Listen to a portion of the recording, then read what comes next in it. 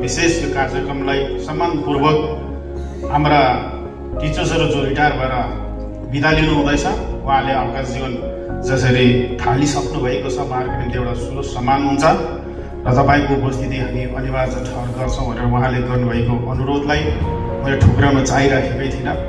भलै कलकत्ताको यात्राहरू मेरो अधुरो थियो, हुनसक्छ भोलि बेलुका फेरि फर्केर आउँदा इम्पोर्टेन्ट केही कामहरू गर्नु बाँकी नै रहेको रुटिनलाई छोडेर म यहाँ आएको छु र विशेष रूपमा तपाईँले यो लागेको सोच्नुभयो र मलाई यहाँ सामेल गराउनु भयो। म हृदयको तलबाट नै तपाईँहरूलाई प्रति कृतज्ञता प्रकट गर्छु। सायद यो भेटघाटमा शिक्षकहरूसँग यसरी सिधै भोट जितेर एमएलए भइसक्दा यसरी ठुलो सङ्ख्यामा शिक्षकहरूसँग, प्राइमेरी स्कुलका शिक्षक शिक्षिकासँग भेट भएको यो प्रथम भेटघाट पनि हुनसक्छ। अनि म त्यो लायकको होइन जो ममा योग्यता छ भनेर भन्दिनँ, तर जो काम तपाईँले सोच्नु हुँदैछ, सिकाउनु हुँदैछ, जो तपाईँले सामना गरेको समस्याहरू छ, ती गरिलानलाई म कटिबद्ध छु अनि प्रयासरत छु।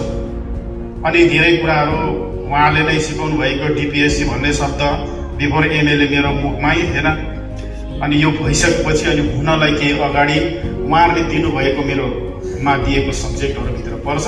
अनि यसको अहमियतलाई तपाईँहरूको अर्गनाइजेसनको हेडरले नै मलाई सम्झाएको र यसका इम्पोर्टेन्सबारे छर्न गएका हुन् र यसको इम्पोर्टेन्सलाई मैले बुझेको छु।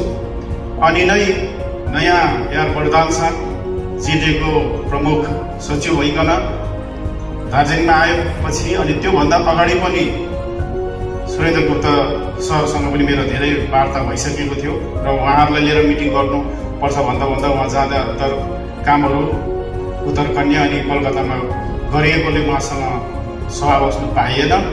अनि त्यसको बादमा फेरि वर्धन सर आएपछि हामीले इमिडिएटली उहाँसँग भेट्यौँ र एउटा सौहार्दपूर्ण वातावरणमा धेरै एस्युरेन्सहरू उहाँले दिनुभएपछि नै त्यसको फलोअपमा गत 9 तारिक जब भारतीय गोर्खा प्रजातान्त्रिक मोर्चाको गठन हुँदैथ्यो, त्यसै दिन जिटिएले पोलिसी लिइकन कालिम्पोङको सेपरेट डिपिएससी बनिने उहाँले आफ्नो फैसला लेख्नु हुँदै थियो अनि कलकत्तामा पठाइएको छ। अनि विगत 4 तारिक मात्रै म विशेष अरू कामले गए तापनि सेकेन्डरी टिचर्सहरू पनि उहाँहरूको समस्यालाई लिएर अवगत उहाँ हुनुहुन्थ्यो। उहाँहरूसँग जाँदाखेरि व्रतवासुले एउटा छोटो समय मलाई दिएको थियो, त्यस विषयहरू उहाँहरूको समस्या राख्दाखेरि मैले प्राइमेरीको टिपिएससीको विषय पनि राखेँ। अनि उहाँले मलाई भन्नुभएको छ ठिक छ, पछाडि जिटिएले पठाएको रेफरेन्सेसहरू लिएर आउनु अनि म गरिदिन्छु, कालिम्पोङको अधिकार हो भनेर उहाँले स्पष्ट भन्नुभएको छ। अनि निश्चय नै पूजाको छुट्टीपछि यहाँ सरहरूसँग, तपाईँहरूको अर्गनाइजेसनका हेडहरूसँग बसेर एउटा डेट तय गरेर हामी जाने नै छौँ। अनि निश्चय नै नेक्स्ट इयर यस्तो प्रोग्रामहरू कालिम्पोङको आफ्नो डिपिएससीको अम्ब्रेला मुनि बसेर गरोस् भन्ने म विशेष गरी शुभकामना शुभेच्छा गर्छु। अनि हामी गर्छौँ नै, गर्नलाई आएका छौँ, कारण हाम्रो समस्या र हाम्रो तपाईँहरूसँग एउटा कमन एउटा साइनो छ। म आफै पनि प्राइमेरी स्कुल नै पढेको हो। कोदो नि अहिले कसैले कोदो 80 रुपियाँ किलोको पिठो किनेर खान्छ, म देख्छु बजारमा 80-90 रुपियाँ केजी कोदो। अनि के हुन्छ भनेर भने नि अलिक पढालेखाहरूले त्यसको त्यो न्युट्रिसनिस्टले के भनिदिन्छ अनि त्यसको भेल्यु निकालेर भन्ने गर्छ र त्यो कोदो अनुहारै नपरे भए पनि खाउँ लाग्दो बनाउँछ। कोदो चाहिँ यस्तो महिमा गाउँछ, तर कोदो चाहिँ नि हामी खाएर हुर्केको, कोदो खाँदा मिठो चाहिँ हुँदैन। त्यो चाहिँ वास्तविकता चाहिँ हामीलाई थाहा छ। कोदो त्यति मिठो चिज चाहिँ होइन, जति नै वर्णन गरे तापनि कोदो साह्रै मिठो चिज छैन, त्यो चाहिँ हामीले अनिकालमा खाएको। अर्थात् हामीले अङ्ग्रेजी स्कुल पढेका होइनौँ, 2-1-2 4 भनेरै करोडसम्म लेख्ने भएका हौँ।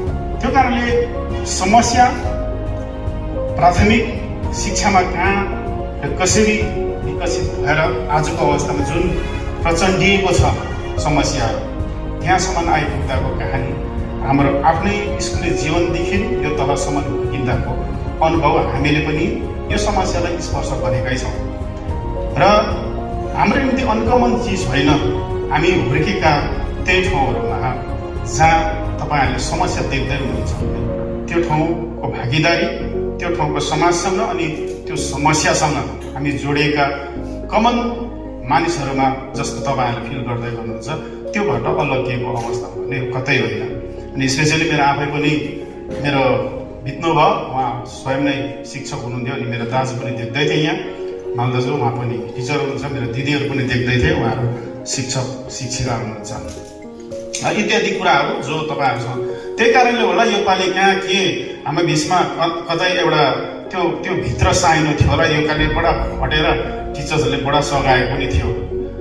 निश्चय नै सायद त्यो अन्तर आत्माको एउटा कनेक्सन्सहरू पक्कै थियो होला, जसले गर्दा शिक्षकहरूले रुदेन देन्चाको उम्मेदवारितालाई विशेष रूपमा लिएकै थियो भन्ने कुरामा म विशेष गरी आफैलाई सोच्छु नै अनि विशेष तपाईँहरूप्रति कृतज्ञताको शब्दहरू राख्नै चाहन्छु। अनि विशेष म धेरै भन्दिनँ, आफै पनि थाकेको छु।